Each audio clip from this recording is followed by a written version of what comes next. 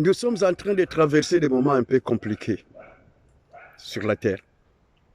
Mais pour les enfants de Dieu, ce n'est pas une surprise. Ce n'est pas une surprise parce que tout est dit dans les Écritures, dans les prophéties. Je parle ici de l'Église épouse, ceux qui se concentrent vraiment qui ont placé leur confiance en Jésus-Christ.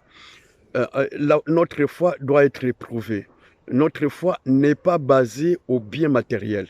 Notre foi n'est pas basée à la délivrance, à la guérison et à tous ces biens qu'on a au mariage et tout. Mais non, nous avons placé notre foi en Christ. Parce que le jour où il apparaîtra, nous serons aussi avec lui et nous irons au ciel aussi avec lui. Là où il sera, nous aussi nous serons avec lui. Voilà, ta foi doit traverser des épreuves. Ta foi doit être éprouvée. Ta vraie foi, la foi d'un bon chrétien doit être éprouvée.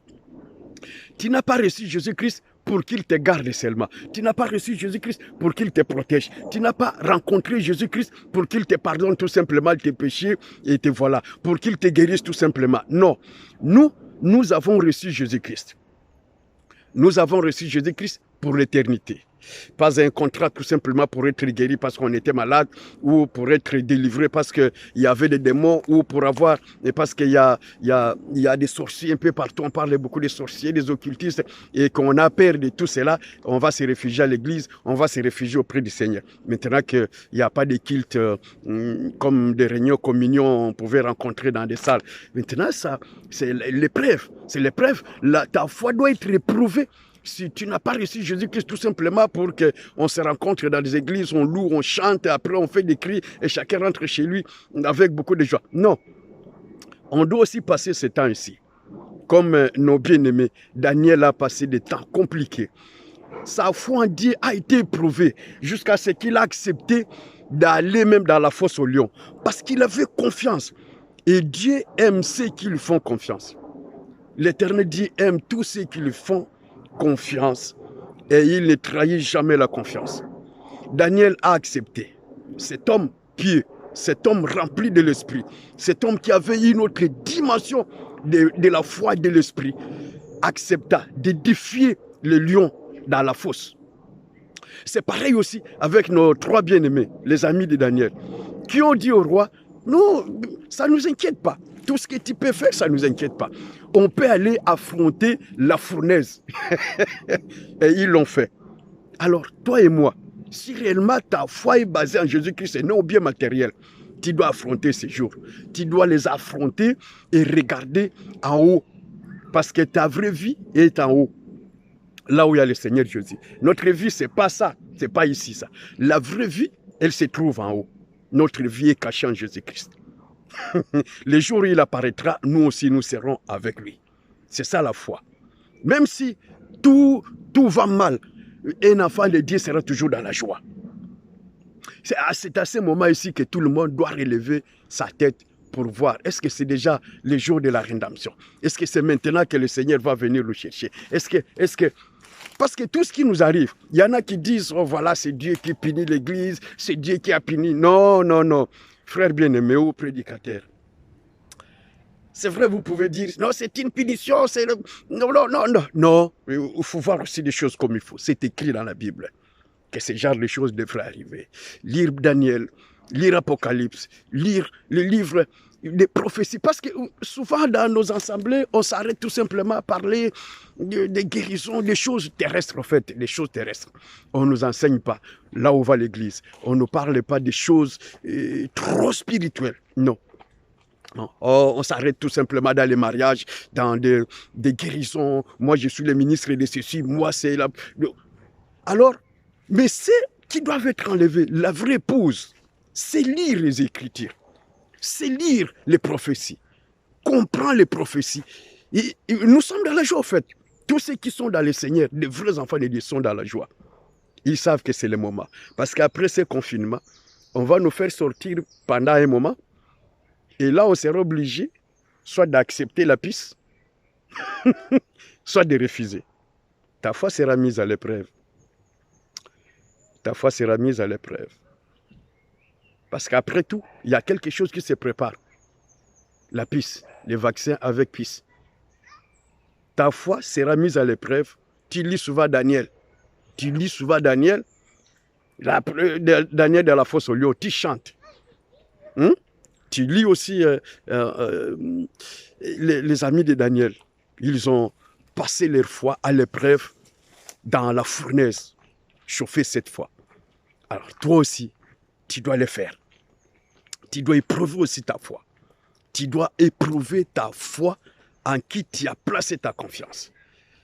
Parce qu'il y a des choses qui se préparent. Pourtant, ce n'est pas étonnant pour des vrais enfants de Dieu. Ce n'est pas étonnant. Ce n'est pas quelque chose de nouveau. Parce que nous, on lit les Écritures. Il y a des hommes que Dieu a expliqués, a donné, a amené au troisième ciel. Il les a expliqués, les révèle les secrets. Tout ce qui doit arriver sur la terre. Parce qu'on oublie que dans la prophétie, pas des paroles de connaissance qu'on nous bombarde dans les églises, des paroles de connaissance où il y a la confusion, on ne sait pas. Quelqu'un qui sait dire quelque chose, on dit c'est un prophète, c'est une prophétesse. Non, pas ça. Moi, je parle de la prophétie. Parce que dans la prophétie, telle que Jésus nous parlait, telle que l'Esprit de Dieu l'expliquait à ses serviteurs, les prophètes, aux apôtres, il y a la prophétie qui concerne Israël, uniquement pour Israël. Il y a la prophétie qui concerne, ou des prophéties qui concernent les nations. Les nations comme les États-Unis, les nations comme la France, les nations comme l'Afrique, les nations africaines, partout qui concernent les nations. Surtout qui concernent les païens qui sont dans les nations. Il y a aussi des prophéties pour ça.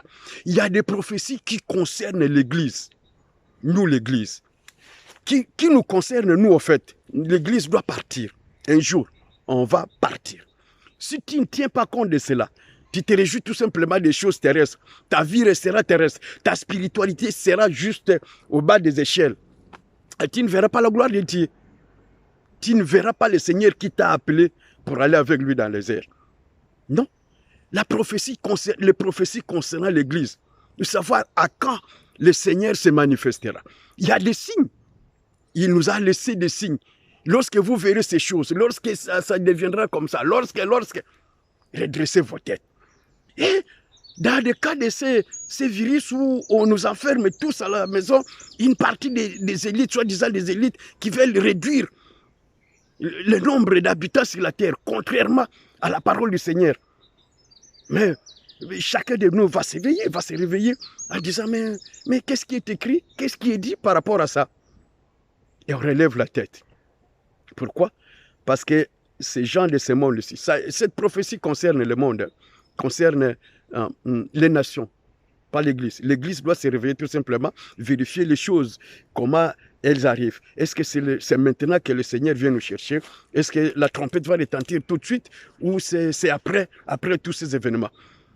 Mais nous allons lentement et doucement vers l'enlèvement.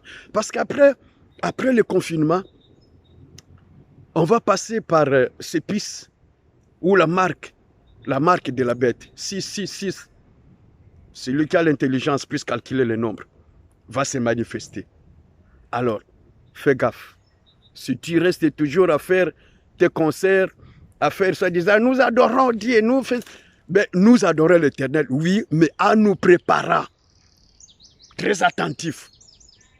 Les enfants d'Israël en Égypte, le soir là de la Pâque, ils mangeaient la Pâque, mais avec les sandales à la main, les ceintures. Ils portaient leur ceinture parce que c'était le départ.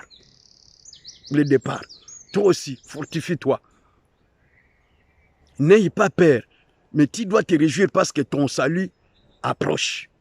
Réjouis-toi tout simplement. Ta foi doit être éprouvée. Ne sois pas comme la femme de Lot qui a aimé beaucoup Sodome et Gomorrhe. Non, sois un véritable enfant de Dieu, un véritable chrétien qui a placé la confiance à l'Éternel, qui compte beaucoup sur les Écritures.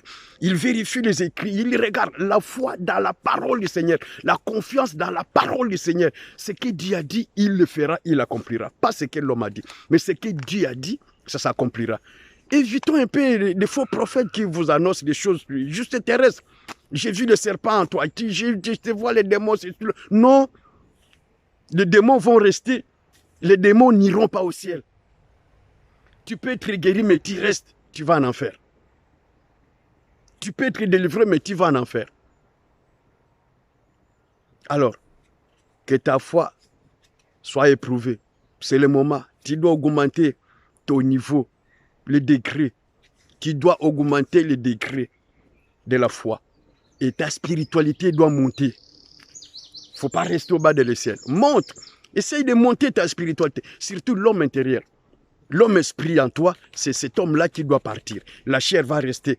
La chair, on va l'enterrer comme on jette des cercueils un peu partout, des corps partout, des coronavirus. Ta chair aussi partira. Mais l'homme intérieur, homme esprit, c'est celui-là que Christ a besoin. Alors, fortifie-toi. Ne crains rien. Ne crie pas comme le monde, mais comme des gens qui n'ont pas d'espérance, plutôt, comme des gens qui n'ont pas d'espérance. Mais vois la grâce de Dieu. Vois ce que le Seigneur est en train de préparer pour le bien de son peuple, pour le bien de son Église. Épouse. Soyez bénis et à très bientôt.